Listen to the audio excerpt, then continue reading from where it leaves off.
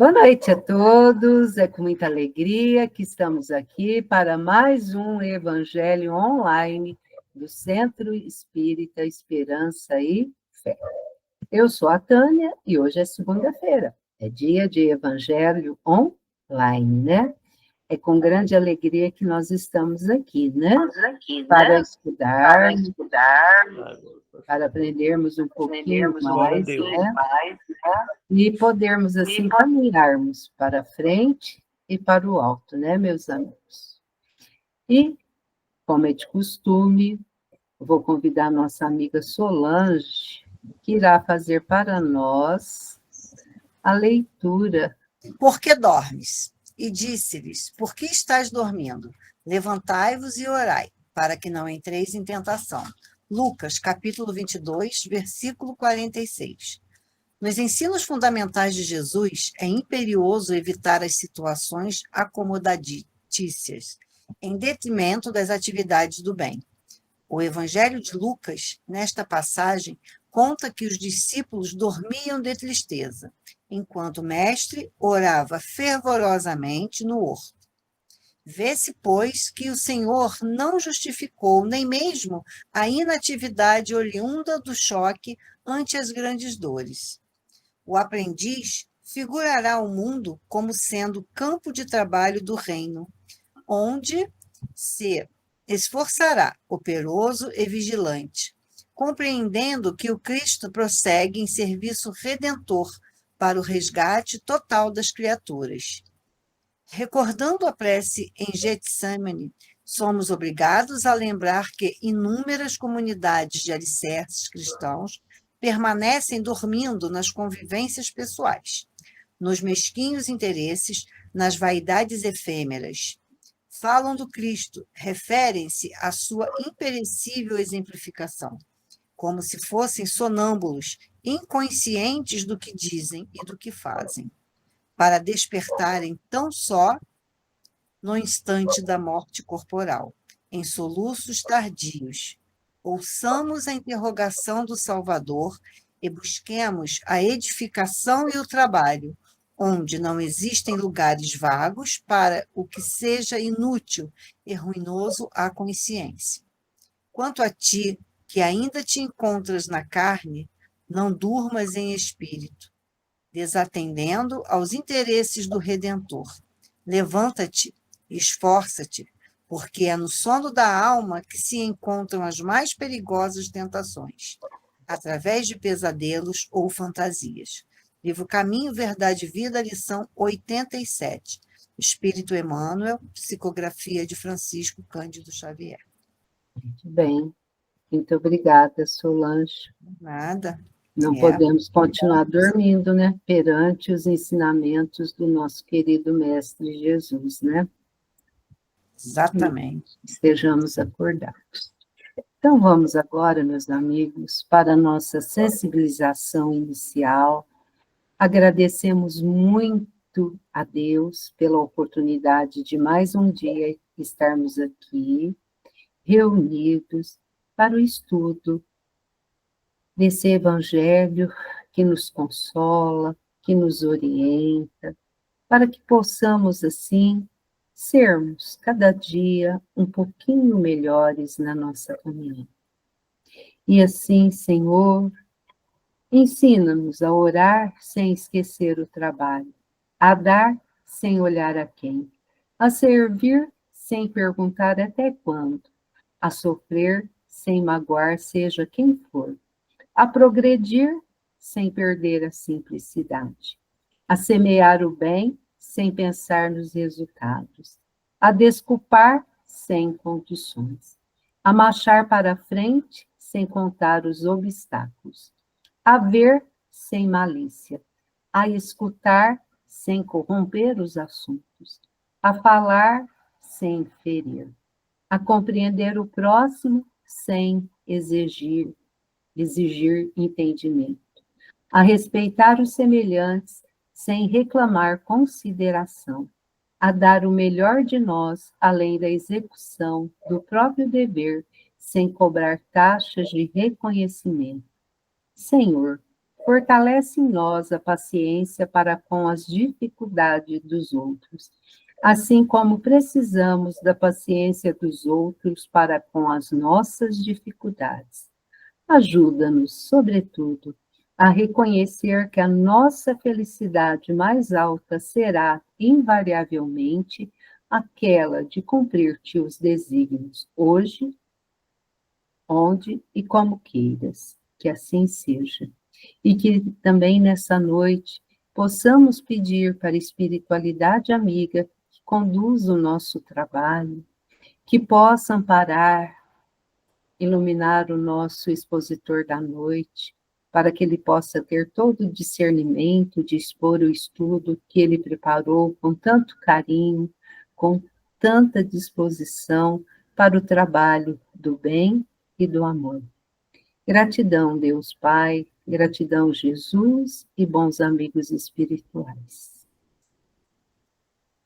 Agora eu quero convidar a nossa amiga Odília, que irá fazer para nós uma leitura do Evangelho, né, Odília? Seja bem-vinda, querida.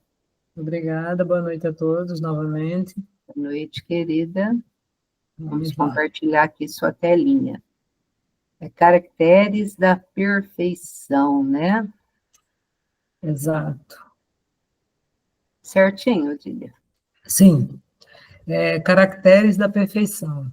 Em que consiste essa perfeição? Jesus o diz: em amarmos os nossos inimigos, em fazermos o bem aos que nos odeiam, em orarmos pelos que nos perseguem. Mostra ele, desse modo, que a essência da perfeição é a caridade na sua mais ampla acepção, porque implica a prática de todas as outras virtudes.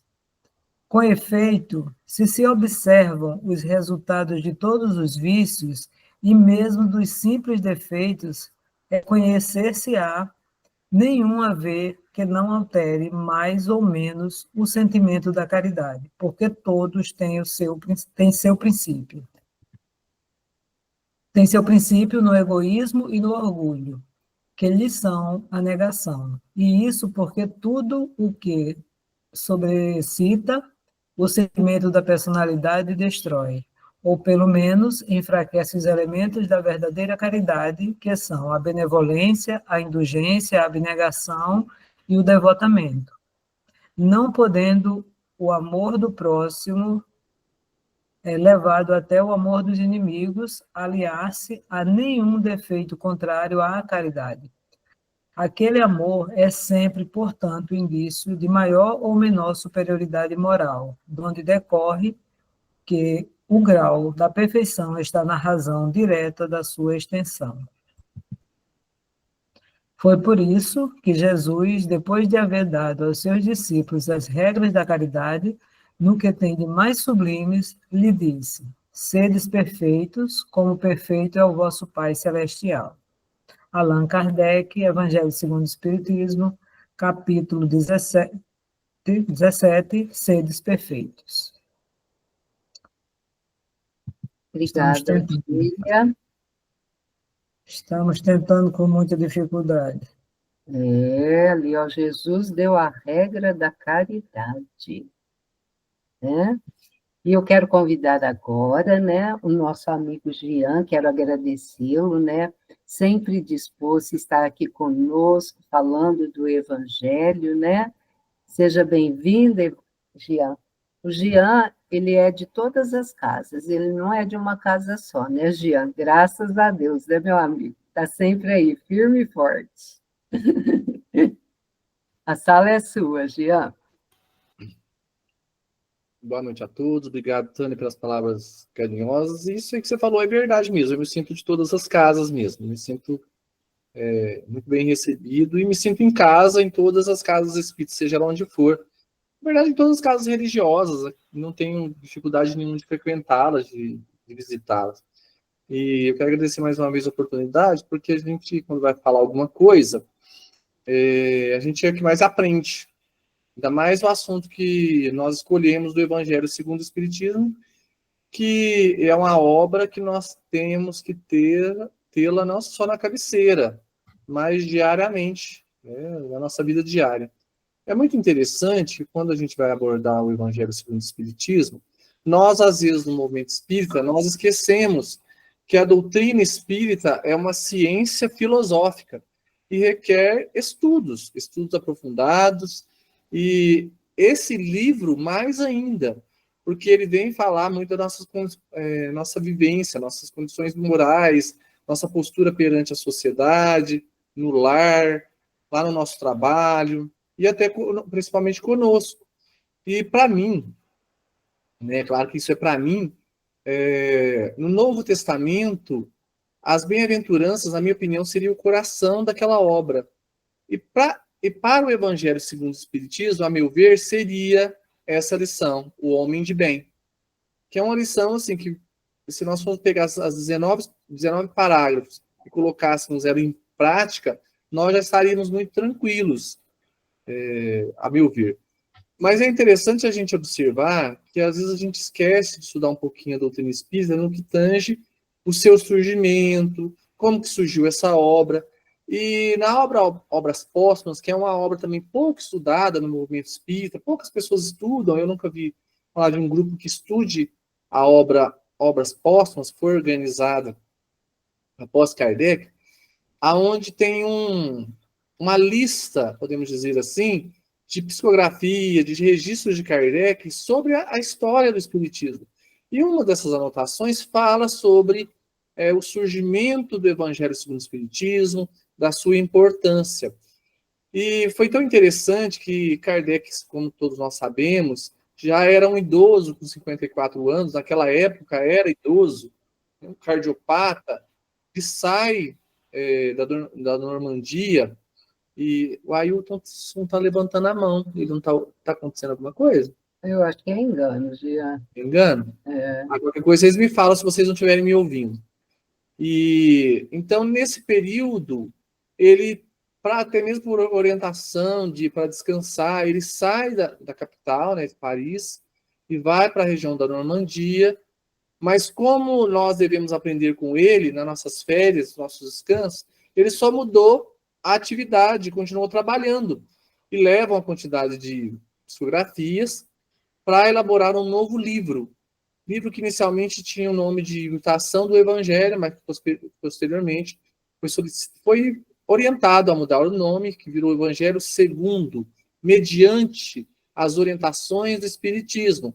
E ele pergunta para a espiritualidade amiga, porque ele sempre se pautou pelas orientações do Espírito de Verdade, e toda aquela falange responsável pela organização da doutrina espírita, perguntando a importância dessa obra. E ele não cita nome, não fala nada, só fala que estava criando um livro, ele manda essa mensagem para a sociedade parisiense, e um pedacinho da resposta que eles dão é assim, que esse livro da doutrina seria de considerável influência, pois que explana questões capitais e não só do mundo religioso. Ainda encontrará nelas máximas que lhe são necessárias, como também para a vida prática das nações, auridas deles instruções excelentes. Então, o que a gente percebe? Que a obra Evangelho segundo o Espiritismo é para que nós possamos vivenciá-la, colocá-la em prática, não esquecendo nunca, porque o nosso foco, o diferencial dessa doutrina é ter como objeto de estudo o ser espiritual que nós somos. A nossa preocupação é trabalhar, nos enriquecermos cada vez mais com coisas que alimentem e que enriqueça o ser espiritual que eu sou. Porque nós temos objetivos claros para estar aqui no planeta. Segundo o Livro dos Espíritos, o objetivo da encarnação é a instrução intelectual, para a evolução moral, mas, consequentemente, ajudar na cocriação do universo. E, às vezes, a gente esquece dessa parte, que é ajudar na cocriação do universo. A partir das minhas atitudes, dos meus pensamentos, eu estou ajudando na cocriação do universo, porque eu influencio encarnados, desencarnados, o meio onde eu estou, e também sou influenciado. Então, quando a gente tem como verdade essa doutrina, mais sentida, que ele vem continuando esse trabalho com os espíritas de bem, o próximo capítulo é sobre isso, para os bons espíritas, mas quando eu já sinto a doutrina, os princípios da doutrina espírita, é completamente diferente. A minha postura no banco, a minha postura dentro de casa, a minha postura em relação à sala de aula, no hospital, os meus pensamentos são diferentes. Pelo menos eu estou me esforçando, porque a doutrina fala de esforço, não de perfeição. Nós não somos espíritos perfeitos ainda, por sinal, segundo o Evangelho, no capítulo onde fala de provas e expiações, no capítulo 13, ele vem falar que nós somos espíritos exilados, espíritos rebeldes, que estamos aqui em aprendizado, que é uma fala que nós iremos, na minha opinião, adotar. Nós estamos aqui em aprendizado e podemos sim ter momentos de felicidade. Nós espíritas não podemos mais, se ainda fazemos, ficar falando que nós viemos aqui para sofrer ou pagar alguma coisa. Nós viemos nos educar, conquistar novos corações, mudar a nossa forma de ver, porque hoje nós somos já espíritos mais espiritualizados. Quando Kardec, na Revista Espírita, vem falar dos processos que a doutrina passaria, ela vem falar do surgimento, da divulgação e da vulgarização dos princípios da doutrina espírita. Não que todos se tornariam espírita, mas que os princípios estariam muito fortes na sociedade. E isso está acontecendo, porque mais de 3/4 da população mundial é espiritualizada. E isso é um diferencial muito grande. Quando você leva o seu conhecimento espiritualizado, a sua postura espiritualizada, se junta com a ciência, isso reflete na sociedade e, consequentemente, no poder público, que muitas vezes é o que acaba comandando o nosso planeta. E quando a gente tem a certeza desses princípios, quando a gente sabe que nós somos um ser espiritual, que eu passo por que eu sei, quando eu sei todos os princípios básicos da doutrina espírita, quando eu tenho a certeza de que para o espírito o pensamento é tudo, então é um instrumento magnífico, fica muito mais fácil. E quando a gente entra nessa lição, o homem de bem, que a meu ver, como eu já disse, é o coração do evangelho, ele vem aí com 19 parágrafos, nos dando instruções para que nós possamos chegar próximo da perfeição conhecida por nós até o momento. Porque a perfeição conhecida por nós é Jesus, que é o nosso modelo guia. Modelo a gente copia. Quando você vai no modista, você pega um modelo e pede para ela copiar. E guia a gente segue. Então, se você vai ter uma trilha, você segue o que ele está indo, onde ele está indo. Você não sai do caminho, porque você pode cair numa ribanceira. É assim que a gente faz numa mata, numa trilha, né? Não é diferente, pelo menos deveria ser dessa forma. Mas o mais interessante que eu acho dessa lição e do Evangelho segundo o Espiritismo é a relação, ou melhor, a semelhança que existe entre essa lição e também a terceira parte de O Livro dos Espíritos, que vão falar das leis morais. Quando nós pegamos as leis morais lá no Livro dos Espíritos e colocamos em prática, pegamos essa lição, e ainda nós brasileiros pegamos a nossa Constituição Brasileira de 1988, nós percebemos que existe um comando. Quando a gente pega a nossa Constituição Brasileira e pega a terceira parte de O Livro dos Espíritos, a gente parece que foram as mesmas pessoas que escreveram, provavelmente inspiradas. Por quê? A Constituição fala do bem, se a gente colocá-la em prática em sua totalidade. O Evangelho segundo o Espiritismo também nos dá essa orientação. E o Livro dos Espíritos, nessa parte, ele vem falar da nossa conduta social, nossa postura perante o outro, encarnados e desencarnados. Nós ampliamos a percepção e também o acesso. Nós chegamos ao ser espiritual. E as leis dos homens chegam às questões materiais que também influenciam. E nós, espíritas, temos essa obra como um relicário. Eu falo que nós deveríamos ter vários evangelhos. Um no carro, um do lado do vaso sanitário, um do lado da cama, um no lugar jogado em algum lugar no quintal. Porque a hora que vier uma experiência, a gente se recorrer a ele. Não transformá-lo em nenhum talismã, de forma alguma, mas para que nós possamos sempre estar preparados ou melhor, alicerçados numa base sólida que nos garanta tranquilidade. Porque nós, espíritos imperfeitos da terceira ordem, nós passaremos por provas e expiações. O diferencial está em como nós vamos passar. Nós, espíritas, temos que ser mais sorridentes, mais alegres, mais agradecidos, mais solidários, mais solícitos. Utilizada a empatia onde nós estivermos, utilizada uma palavra chamada equidade. Nós utilizamos muito essa palavra no ambiente de saúde, por isso que todos saibam aqui que eu sou enfermeiro, aonde a gente não dá para todo mundo a mesma coisa. A gente oferece para o outro o que o outro necessita, de acordo com as suas necessidades. E aí, essa lição do homem de bem, ele começa com uma frase, não dá nem para a gente falar de todo esse capítulo, desse item do Evangelho, que ele diz assim, ó, o verdadeiro homem de bem é o que cumpre com a lei de justiça, de amor e de caridade, na sua maior pureza. Ponto. Eu não acabei nem o primeiro parágrafo. Vou repetir. O verdadeiro homem de bem é aquele que cumpre a lei de justiça, de amor e de caridade na sua maior pureza. O que é justiça para nós? Não é a minha justiça.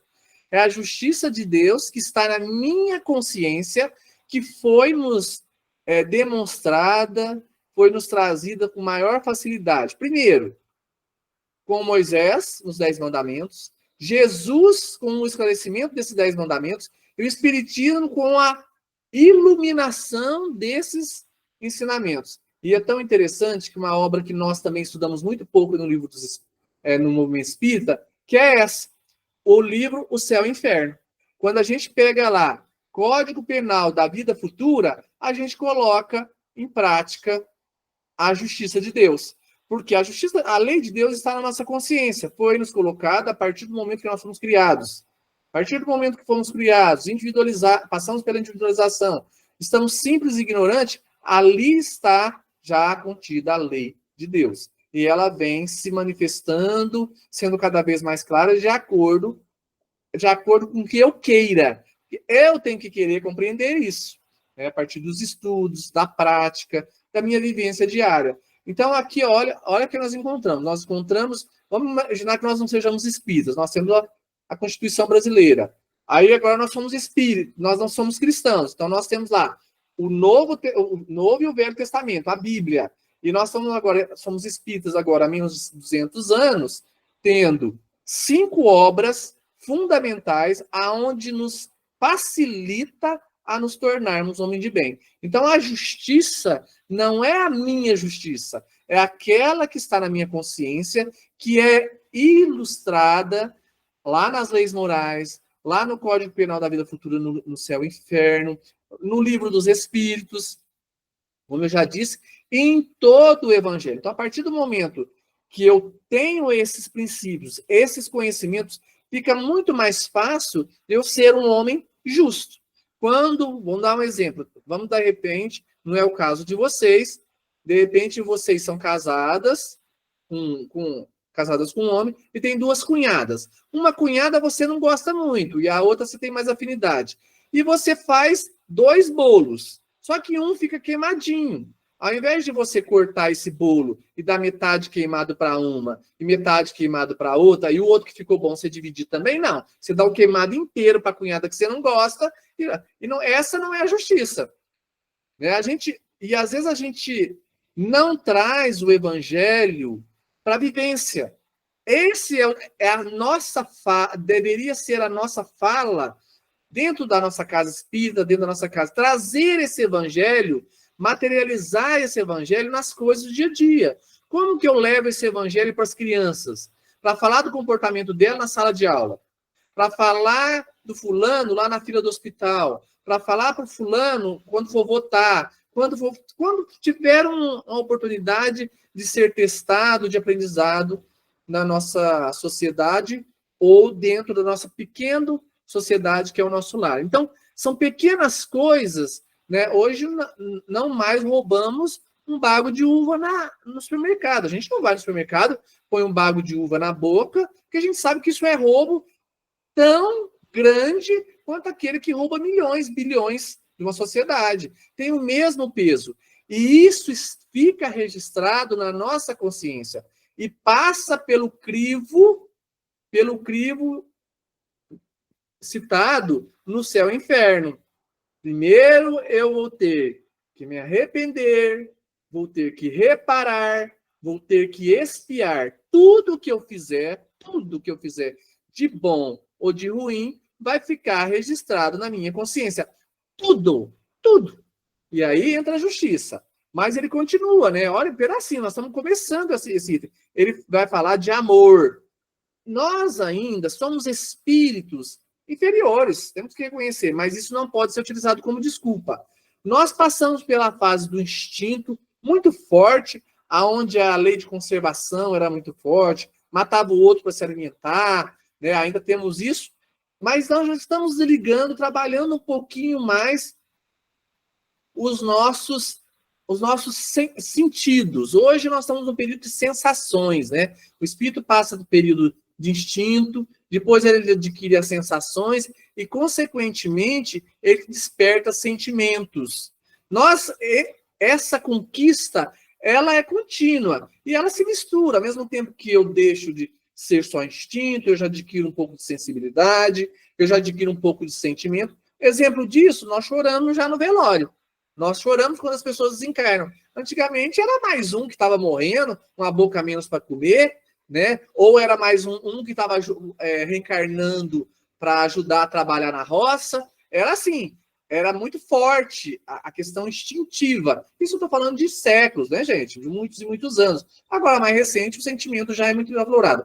Mas o amor, aquele amor que Jesus tem por nós, ainda nós não conseguimos colocá-lo em prática. Nós não conseguimos despertar ele em nós com tanta facilidade, porque ele requer renúncia, dedicação, desinteresse. Claro que eu estou falando de mim, pode ser que você já tenha conquistado o amor pleno, esse amor que Jesus, como nosso modelo e guia, já nos trouxe há mais de 2000 anos.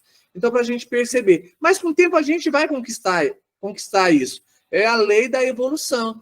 Então, o sentimento maior é o sentimento de amor que nós vamos conquistando.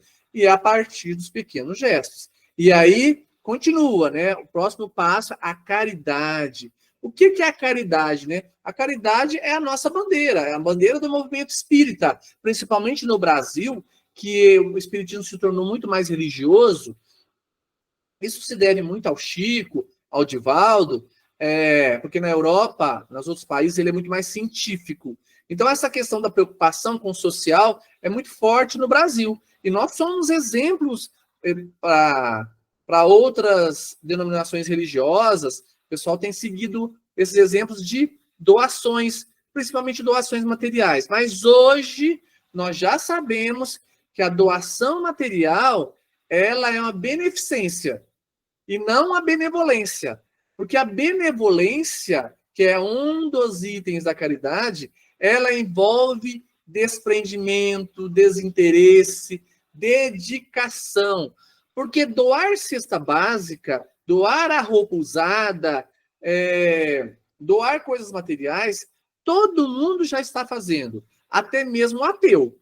E a gente vê atos de generosidade muito mais entre as pessoas menos abastadas. Isso é muito comum. Agora, você doar uma cesta básica e você doar uma coisa que nós temos tão preciosa que a gente não aproveita, o tempo para ouvir o outro, para visitar o outro, para saber se ele precisa de mais alguma coisa além daquela cesta básica que vai alimentar a barriga. Levar o Cristo para ele, esse envolve benevolência, porque eu estou doando de mim mesmo, como ser espiritual.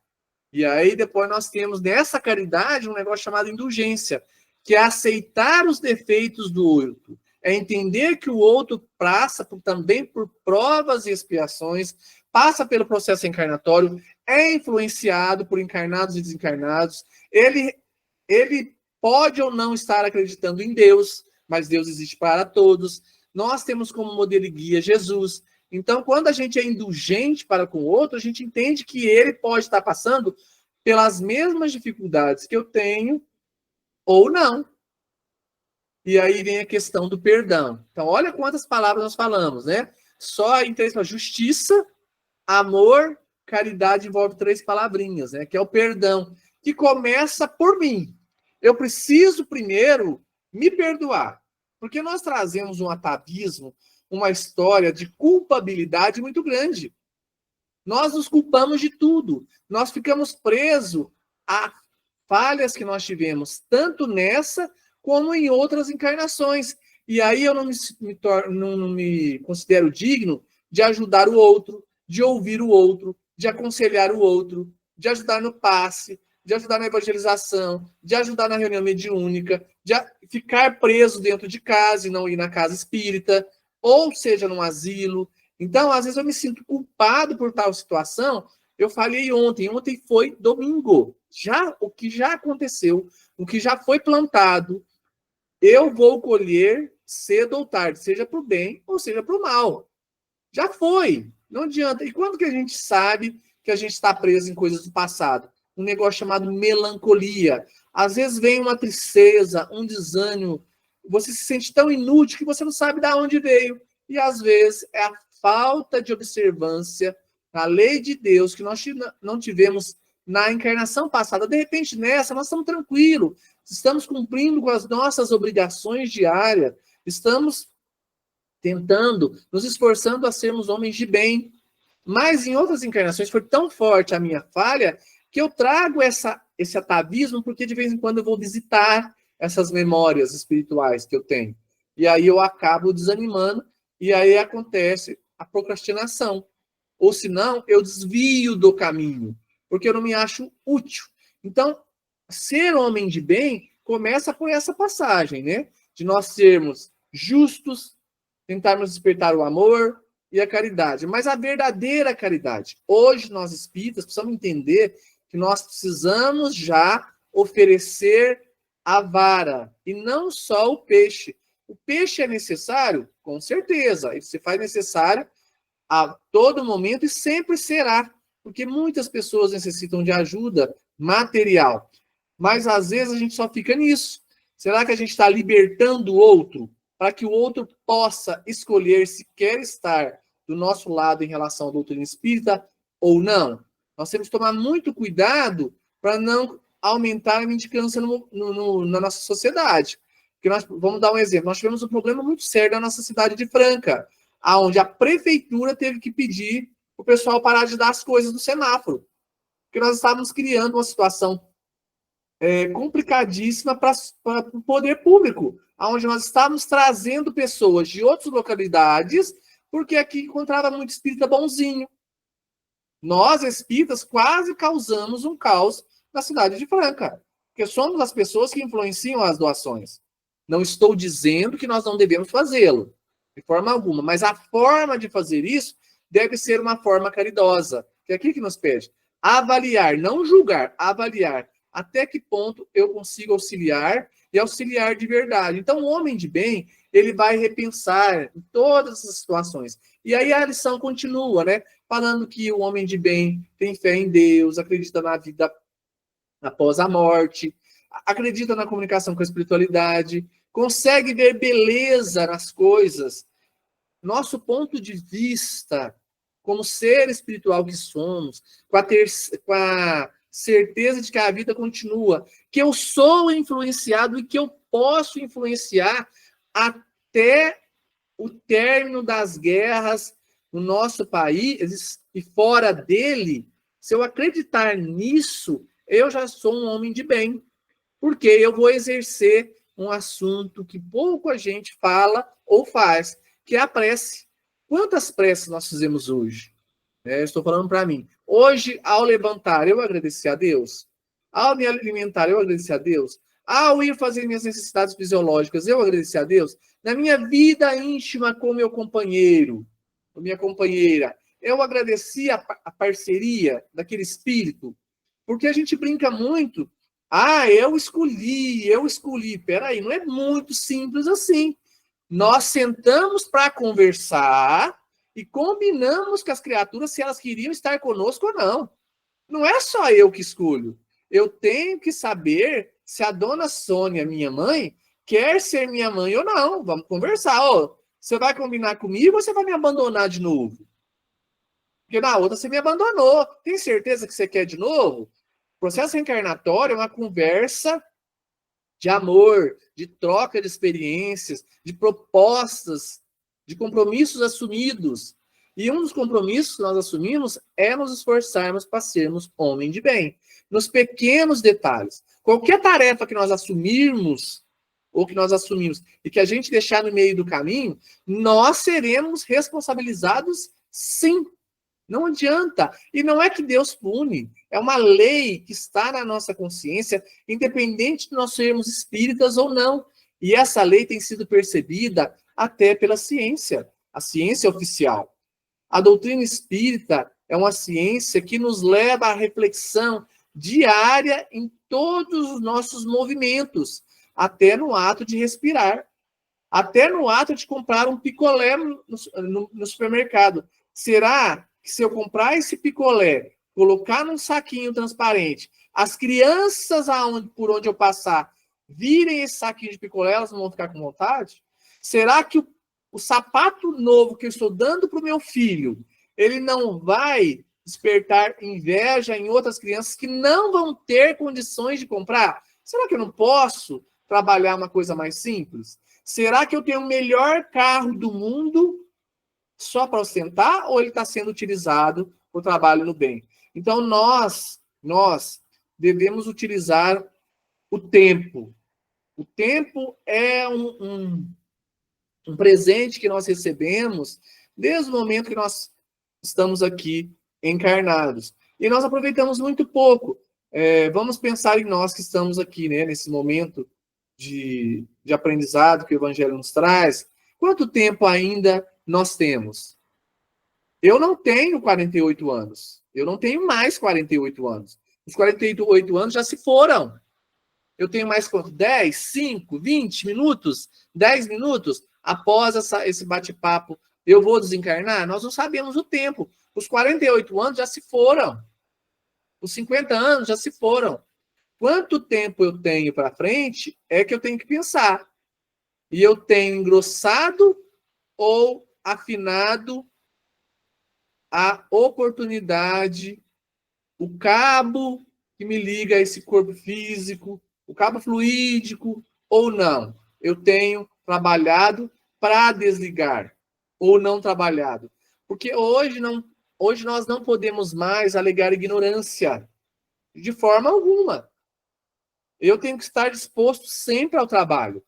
O trabalho vai nos ajudar a sair de qualquer tipo de problema, seja ele material ou espiritual. Mas o trabalho não deve ser pensado apenas em remuneração, seja ela material ou espiritual. Porque nós, espíritas, já sabemos que não devemos fazer nada por interesse. Por exemplo, essa live que nós estamos tendo agora. Hoje é impossível eu não participar, esteja onde eu estiver. Porque a internet é para o mundo inteiro. Eu posso estar no Japão. Eu não participei por tal motivo. Não, porque eu estava com preguiça e não queria, pronto, acabou. É mais fácil eu assumir para mim do que mentir para o outro. É mais fácil eu assumir para mim do que mentir para o outro. Porque eu não consigo mentir para mim. Eu não consigo mentir para a lei que está nessa consciência. Não, eu não fui, eu não participei porque eu estava afim. Eu queria assistir a novela, eu queria assistir o Jornal Nacional. E não há problema nenhum. Pelo menos você está sendo honesto consigo. Hoje eu não estou afim. Porque senão a gente começa com pequenas mentiras, né? Então é essa parte moralizadora que o Evangelho segundo o Espiritismo vem trazer. A terceira parte do Livro dos Espíritos, tocar em nosso coração para que nós possamos ser exemplo. Porque nós só vamos conquistar o outro não é pela fala, é pela nossa transformação. O dia que eu for um homem de bem, vocês me seguirão como exemplo, e vocês farão outros seguirem vocês, e assim sucessivamente. E nós vamos transformar a fila do banco, o trânsito, a escola, a universidade, as casas religiosas, todos os ambientes serão modificados, porque aí eu estarei mais dócil, e o outro também será mais dócil, porque ele vai se sentir envergonhado. Nós ouvimos falar muito no movimento espírita, até eu tenho ouvido pouco agora, acho que deu uma sossegada, que o pessoal viu que o mundo não acabou, né, e o planeta de regeneração não vai surgir de uma hora para outra, os oradores acho que ficaram com um pouco de vergonha e pararam de ficar discordando de Kardec, né? Porque Kardec fala do planeta de regeneração lá em Nova Geração, lá em Gênesis. E aí, a gente esquece que esse processo de regenerador, ele sempre aconteceu. A partir do momento que eu fui criado, eu passo por transformação. Vamos dar um exemplo bem simples disso. Quando nós estávamos lá no deserto, saímos da prisão, da escravidão, ficamos 40 anos, 40 séculos naquela vai e volta lá no deserto. E aí, em determinado momento, é autorizado só Moisés ver a terra prometida. Ver. Porque até ele duvidou. Todo aquele pessoal desencarnou. Eles não tiveram merecimento de habitar a terra prometida. Por que houve a necessidade daquele povo ficar rodando? Para aquele povo desencarnar e ver uma turma nova, revigorada. É a mesma coisa que está acontecendo agora, que sempre aconteceu e sempre vai acontecer nos planetas de prova e expiação e nos outros planetas também, onde há necessidade da encarnação. Então, a doutrina ela vem nos fazer com que nós possamos refletir. Olha, vamos refletir na minha postura. E às vezes a gente sabe que tem situações que são complicadíssimas. Mas nós temos um amigo chamado Agostinho, Santo Agostinho, que fala para que nós toda noite, vamos lá, senta à noite. O que aconteceu hoje, Jean? O que você sonhou? Começa lá. O que você sonhou essa noite? Você tomou café? Você cumprimentou sua mãe, seu pai? Como que você comportou no banheiro? Como foi sua vida íntima? Como foi seu comportamento no serviço? E avaliar o dia todo. E chegar à noite e falar, opa, eu não consigo conviver com o Jean. Foi muito difícil encontrar o Jean hoje de novo. Oh, meu Deus, que cruz! Aí você chegar no final e falar, mas por que o Jean é cruz? Deixa eu procurar as causas do que o Jean é cruz. Aí, na hora que eu achar a causa, muitas vezes, eu sou a madeira dessa cruz. Eu que formei essa cruz. Então, para a gente avaliar se nós estamos fazendo bom uso do Evangelho segundo o Espiritismo, se essa lição do homem de bem tem calado no nosso coração, se nós temos pensado realmente, refletido em cada frase do Evangelho, porque nós não temos que ter preocupação em ler milhões de livros, porque lá na USE, né? Lá no Salão da USE, União das Sociedades Espíritas do Estado de São Paulo, da Intermunicipal Regional de Franca, nós temos 3.000 livros lá, não dá tempo para a gente ler numa encarnação. Mas o Evangelho dá para a gente ler e reler várias vezes na encarnação. E estudar. Porque Kardec é um pedagogo. Provavelmente um espírito de segunda ordem. Por que eu digo isso? Porque ele tem como anjo da guarda um espírito de primeira ordem. Então, provavelmente, ele é um espírito de segunda ordem. E escreve de uma forma atemporal. Não é à toa que o Evangelho segundo o Espiritismo tem a sua validade há mais de 200 anos. Há mais de 200 anos. Senão ele não teria essa validade, seria ultrapassado. Mas esse espírito que organizou essa obra, chamada Allan Kardec, ele tem uma linguagem atemporal para o ser espiritual. E deixou claro, o Cristo deixou claro, que ele encaminharia o Consolador prometido no momento em que nós estivermos em condição de receber. O que é a condição de receber? É a nossa transformação moral, mas também intelectual. Porque no século XVIII, onde as ciências se mostraram, nós desenvolvemos uma coisa muito importante, que é a intelectualidade. Hoje só não lê quem não quer. Hoje só não ouve evangelho surdo, mas ele pode ler para o Barley. Então, hoje só nós não conhecemos a doutrina espírita, o conhecimento, os ensinamentos do Cristo, se eu não quiser. Se eu não quiser. Porque até o ateu, até aquele que se diz desprovido de qualquer fé, ele sabe que nós somos Homo sapiens sapiens, e que nós devemos cuidar um do outro. Isso é um ato de inteligência. Cuidar do outro, como gostaria de ser cuidado, é um ato de inteligência. E não demanda mais só questão religiosa, não é um conhecimento só religioso. A ciência vê importância nisso, mas só que nós sabemos que o outro é um ser espiritual e que nós viemos para conquistá-lo no trabalho do bem. Porque nós somos convidados a pegar a charrua e trabalhar. Já não dá mais só para ouvir o evangelho uma vez por semana, ou uma vez a cada 2 vezes na semana, e ficar parado. Nós temos aí, com essa ferramenta, sermos instrumentos do bem. Porque, caso contrário, as doenças aparecerão.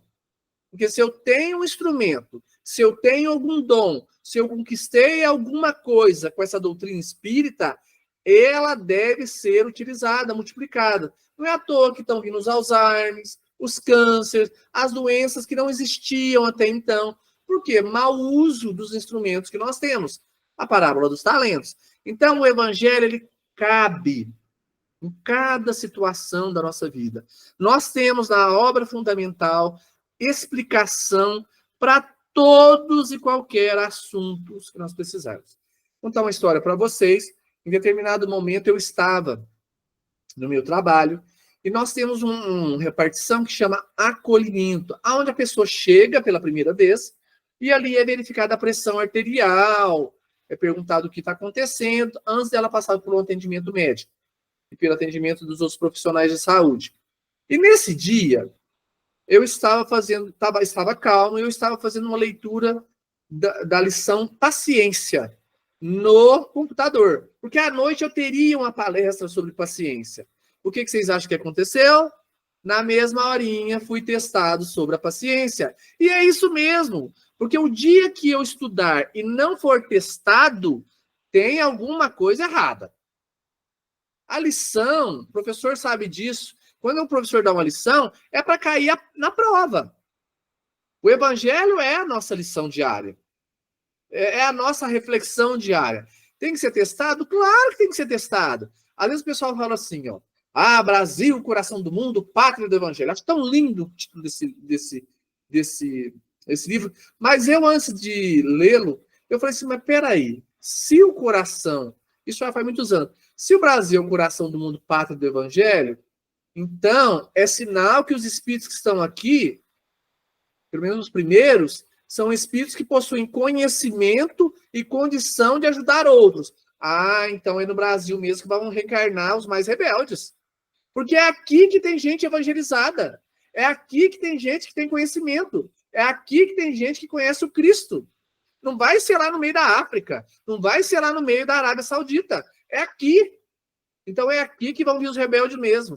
É aqueles com maiores dificuldades que vão aparecer nos nossos lares e ao nosso redor. Porque nós temos condição, ou deveríamos ter, de influenciarmos sendo homem de bem.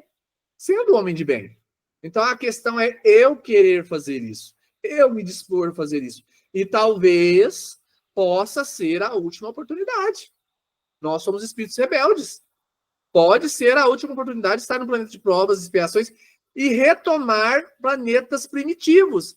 Não que nós vamos regredir, mas ensinar os outros um pouquinho que a gente ainda está tendo para oferecer. Porque eu não quero ampliar os meus conhecimentos e nem mudar a minha postura diária. Então, o convite, ele é diário, ou melhor, todas as horas, para que nós possamos testemunhar esse Cristo, rede vivo, que vem nos convidar a sermos os espíritos aflitos, que são aqueles que decidiram seguir Jesus e que, consequentemente, serão julgados. Quando eu disser que na festa do meu filho não vai ter bebida alcoólica, quando eu disser que na minha festa não vai ter doce porque meu marido é diabético, eu serei julgado. E aí eu estou preocupado com o quê? Com o julgamento dos homens ou com o que está na minha consciência? Se o outro não está fazendo, é um problema dele. Agora, eu vou fazer. Qual que é a minha contribuição? Esteja eu na política, na coordenação de uma casa espírita, na coordenação da minha casa, na coordenação de um grupo, na coordenação da minha vida, porque às vezes eu quero tantas coisas e eu não consigo nem coordenar a minha casa, a minha vida. Eu mesmo estou desequilibrado, porque as questões materiais ainda me prendem muito. As questões materiais me tiram do verdadeiro foco, que é voltar a minha vida para as questões espirituais. Ninguém está dizendo aqui que nós não podemos viver no mundo em que nós estamos e aproveitar as bênçãos que ele tem, as coisas materiais, mas de uma forma espírita, uma forma cristã, uma forma como um ser espiritual que utiliza dos instrumentos oferecidos por Deus pela natureza para evoluirmos e proporcionarmos oportunidade de crescimento para o outro. Então, essa lição do homem de bem, se a gente for ler todos os itens aqui, ela ficamos só o ano inteiro só com ela, né? Porque ela vem tocar o nosso coração e nos levar a essa reflexão de Santo Agostinho. Eu tenho sido um homem de bem lá no meu trabalho, na minha casa, com meus netos, com os meus filhos. Vamos dar um exemplo. Os meus filhos, meus netos frequentam a evangelização. Eu estou tirando tempo para me dedicar a isso. Eu sou aposentado, eu já tenho uma aposentadoria, eu tenho auxiliado com quantos por cento para aqueles que passam necessidade? Algum projeto que faça desenvolver uma profissão, algum projeto que faça com que ele cresça. Eu tenho um talento, eu sou professor de uma coisa, ou eu sei ensinar outra coisa. Eu tenho tirado um tempo para ensinar as pessoas, para tirar da ignorância, seja ela intelectual ou moral. Então, essa lição, que me cala muito o meu coração, ela vem nos orientar nesse sentido. Eu sei que, às vezes, nós, nas nossas falas, às vezes a gente se empolga muito, e toda vez que a gente fala, pelo menos no meu caso, tem uma vozinha falando assim, ó, presta atenção no que você está falando, viu? Presta atenção no que você está falando. Daqui a pouquinho eu já vou te testar. E é isso mesmo, gente. Porque agora eu estou falando para vocês, nós estamos em 11 pessoas aqui, né? Esse vídeo vai para outras pessoas. Mas o que o Jean está fazendo? O que o Jean está... que ninguém vê? Porque o que todo mundo vê é fácil fazer. Porque vai receber reconhecimento, né? Querendo ou não. Mas o que o Jean faz de coração que ninguém vê? E só a consciência dele sabe que aquilo é certo ou que é errado. Em troca de nada, desinteressado. E essa, às vezes, é a nossa maior dificuldade. Fazer as coisas desinteressadas. Lembrando que, para nós, céu e inferno não existe. Nós estaremos num plano espiritual que nós estivermos cultivando agora. Talvez eu possa ir para o céu. Eu possa ir para o céu em um determinado momento. Se de repente eu for atravessar um rio, tiver um jacaré, eu posso ir para o céu da boca do jacaré. Porque céu, para nós espíritas, não tem. E muito menos inferno, porque é a condição que nós nos encontramos hoje. Eu quero agradecer imensamente a oportunidade de estar aqui com vocês. E como a Tânia disse, hoje nós recebemos, não foram muitos, porque eu pedi mais para as pessoas que encomendaram, mas temos alguns. A coleção das obras básicas de letra grande. Como que está funcionando? A obra individual, ela é mais barata em qualquer lugar, viu, gente? Não tem esse valor. Elas são R$25, a grande, letra grande. E a coleção, que são 5, sai a R$100, então você acaba ganhando um. Ou também nós temos o Evangelho, o Livro dos Espíritos, o Livro dos Médios, a R$10, que é aquele econômico, muito bom, por sinal, tá? Esses livros são da FEB, nós recebemos agora, e todo o retorno, porque sempre tem sim um retorno financeiro, é para a construção da sede da USE, ou melhor, nós terminarmos a sede da USE para ficar mais aconchegante, e nós temos direito de utilizar para qualquer evento. Então, quem tiver interesse, é só mandar uma mensagem para mim no Zap, a gente reserva, não tenho muitos, mas a gente está marcando, se mais alguém quiser, nós vamos pedir novamente para a FEB mais algumas obras, demora às vezes um tempinho, mas o menino tenta ser ágil conosco, para a gente estar oferecendo às pessoas. Hoje muita gente me procurou, e a gente vai estar entregando essa semana para quem já recebeu. Então, quem tiver interesse, um só, R$25. Os 5 são R$100. Nós estamos pedindo para o pessoal comprar 5. Por quê? Aí você já está completo. Passa no cartão, nós temos uma maquininha, não tem problema nenhum se precisar fazer isso. Ou passa no Pix. Cai direto na USE. Fiquem tranquilos que não cai na minha conta. Eu já tenho muito débito com a espiritualidade amiga para cobrar alguma coisa nesse trabalho. Tá joia, pessoal? Muito obrigado pela oportunidade. Eu teria muitas coisas para falar sobre essa lição, porque eu falei menos de um parágrafo. Mas essa lição é muito rica. E eu dou essa dica para a gente ler essa lição em casa, e falar assim, o que eu estou pondo em prática? Obrigado, Tânia, que coordena esse trabalho. Obrigado vocês por estarem me ouvindo. E eu estou à disposição para o aprendizado de sempre. Obrigado, gente. Nós que agradecemos, Jean. E essas obras básicas, gente, a letra é bem grande, assim, porque chega à noite, né, Jean, o olho já está cansado, ele fica bem grande. Eu tenho o livro dos Espíritos.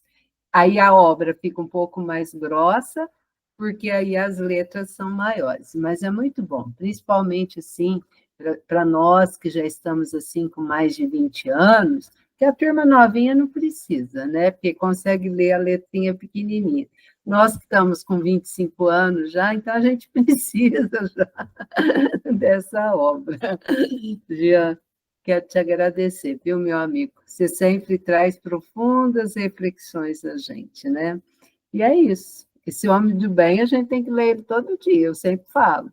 Esse capítulo, Sede Perfeitos, é um capítulo, assim, para nós, para futuras encarnações nossas aqui. O evangelho inteiro, né, meus amigos? Então, Jean, gratidão, viu, meu amigo? Muito obrigado. Nós agradecemos muito. Fica conosco que nós vamos terminar agora já, fazer a nossa oração final, mas antes eu quero convidá-los para a nossa próxima reunião. Semana que vem nós teremos a Nayara. A Nayara vai falar sobre o ódio. É uma questão, assim, bem complicada, que a gente está aí nesse nosso Brasilzão, né? Brasilzão, esse Brasil grande, com essa briga, com esse ódio de irmão contra irmão, umas bobeiras que a gente precisa extinguir da nossa vida, né? E é um dos itens do Evangelho mais curtinho, se a gente for ver. O ódio, ele é bem pequenininho. Então, a nossa irmã irá trabalhar conosco sobre a questão do ódio. Então, fica aqui o convite. Então, meus amigos, quero agradecer, né, a todos, que possamos, nesse momento agora, sintonizarmos com essas energias benéficas que estão em nosso lar, que chegam até o nosso lar, trazido pelos amigos espirituais, pela equipe do senhor José Marcos Garcia, pelos espíritos familiares, esse trabalho também, de nos amparar, de nos sustentar, para que possamos a cada dia sermos um pouquinho melhores, né? Pedimos também a fluidificação das nossas águas, que elas possam ser fluidificadas com a medicação que tanto necessitamos. Rogamos também para essa equipe de trabalhadores espíritas que passe, que cada um de nós possamos estarmos em sintonia para recebermos esses fluidos que nos fortificarão para o nosso trabalho, para a continuação do nosso trabalho material e espiritual, meus amigos. Que toda luz, toda paz, todo amor chegue ao lar de cada um dos que estão aqui conosco, dos que nos assistirão posteriormente. E assim, Senhor, agradecemos. Senhora Adalto? Sim.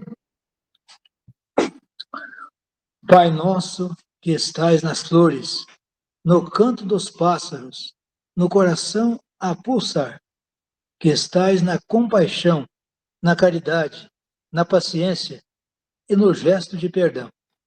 Pai nosso que estais em mim, que estais naquele que eu amo, naquele que me fere, naquele que busca a verdade. Santificado seja teu nome por tudo que é bom, belo, justo e gracioso. Venha a nós o teu reino de paz e justiça, fé e caridade, luz e amor.